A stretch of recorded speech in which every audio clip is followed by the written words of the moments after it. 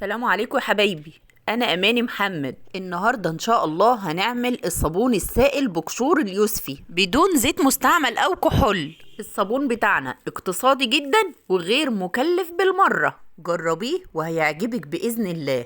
الفيديو اللي فات عملنا الصابون الصلب من قشور اليوسفي والحمد لله نال اعجابكم. النهارده بقى ان شاء الله هنعمل الصابون السائل كمان بقشور اليوسفي، وتعالوا نشوف رغوته مع بعض. معايا بوله وليفه وشويه ميه من الحنفيه، وهناخد شويه من الصابون بتاعنا وتعالوا نشوف الرغوه. ويا عيني على الجمال، شايفين الرغوه وجمالها؟ وده غير ريحته بجد تحفه، ريحته جنان جنان، وجربي بنفسك. يلا بينا، اذكروا الله وصلوا على الحبيب عليه افضل الصلاه والسلام، وتعالوا نشوف الطريقه مع بعض ونقول بسم الله. انا بس في البدايه ليا ملحوظه، الفيديو اللي فات بتاع الصابون الصلب من قشور اليوسفي انا قلت ان سعر الصودا 26 جنيه، وفوجئت بتعليقات كتيرة جاتلي بيقولوا ان الصودا عندهم ب60 جنيه، وناس تانية بتقول ان الصودا عندهم ب80 جنيه. اقسم بالله انا الحقيقة فوجئت بالكلام ده. انا فعلا كنت عاملة الصابون بصودا قديمة عندي، وده الكيس اللي بحتفظ بيه ببواقي الصودا اللي بستعملها. كل ما كنت اروح محل العطارة كنت اجيب نص كيلو او كيلو من الصودا في وسط الطلبات اللي بشتريها، ودي فاتورة والله لقيتها بالصدفة وسط الاكياس، وكان تاريخها شهر 9 2022، وكان فيها سعر الصودا زي ما قلت لكم عليه. وانا والله في الحقيقه ما كنتش مصدقه ان السعر ارتفع بالشكل ده،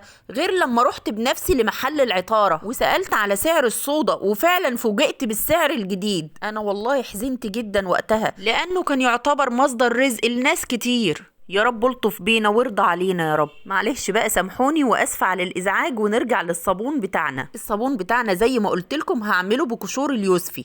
معايا كده شويه من القشور وهحطهم في الخلاط، وهنزل عليهم بنص دورق من الميه، هضربهم في الخلاط وانعمهم جدا. بعد كده هناخد عصير اليوسفي ونصفيه بمصفى ناعمه. ويا عيني على الريحه وجمالها، الريحه هتملى المكان، ريحه تجنن. لا انتي لازم تجربيه بنفسك، بس افتكريني بدعوه حلوه.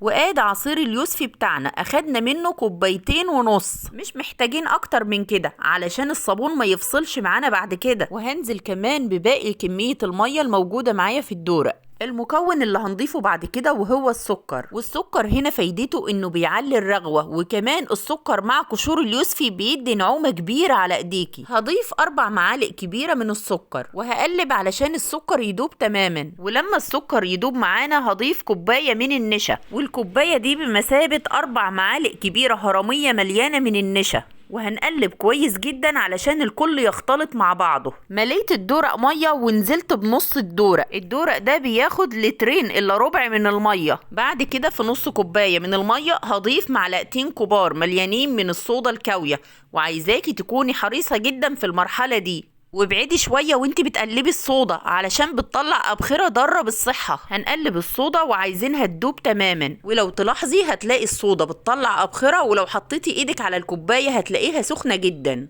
بعد كده هضيفها للخليط بتاعنا بالتدريج، وعايزاكي بقى في المرحله دي تقلبي كويس جدا. ايوه حلو قوي كده، تمام، هو ده بالضبط اللي احنا عايزينه. التقليب كده باستمرار هيخلي القوام يتقل معاكي. الصودا هتتفاعل مع النشا ويديلنا القوام التقيل بالشكل ده. حلو قوي كده، وهو ده اللي احنا عايزينه. انت كل ما تقلبي هتلاقي القوام بيتقل. ركزي معايا بقى علشان عايزه اوريلك القوام بالضبط عامل معايا ازاي. شايفين القوام وجماله؟ ما شاء الله. بعد كده هضيف باقي كمية المية الموجودة معايا في الدورق، يبقى كده انا استعملت 3.5 لتر من المية، وهدي للخليط كله كده مع بعضه تقليبه حلوه. بعد كده في نص كوبايه من الميه هضيف معلقه كبيره مليانه من بيكربونات الصوديوم، اللي بنقول عليها الكربوناتو، اللي بنحطها في الطعميه. نزلت بمعلقه كبيره وهقلبها كويس جدا كده في الميه، وهضيفها للصابون بتاعنا.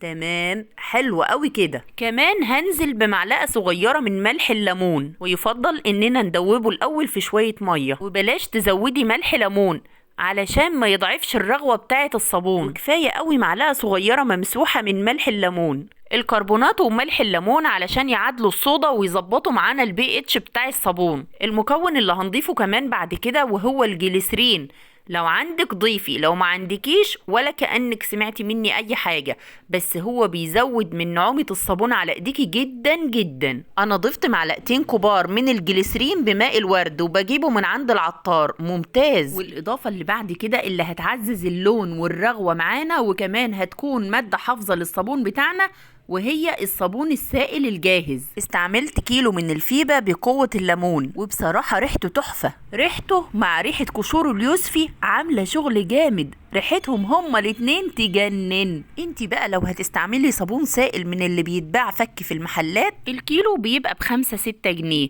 هتجيبي 2 كيلو وتضيفيهم للصابون. هنقلب الكل مع بعضه بالشكل ده، واتفرجي بقى على الرغوة وجمالها. خلاص عملنا الصابون بتاعنا، لا يستعمل إلا بعد مرور 4 أيام. هتحفظيه في جيركن أو إزازة أو حتى علبة زي أنا ما عملت. المهم بقى إنك تسيبيها مكشوفة، ما تغطيش الصابون. وبصراحة الصابون بتاعنا ممتاز جدا مع الأكواب والأطباق وجميع أنواع المواعين، لكن مع الألمونيوم أنا بفضل إننا نستعمل الصابون الصلب اللي عملناه سوا، بيلمع الألمونيوم وبيخليها خطيرة. يا ريت بقى لو وصلتم معايا لهنا ما تنسوش لايك للفيديو واشتراك معايا في القناة وتفعيل الجرس. والسلام عليكم ورحمة الله وبركاته.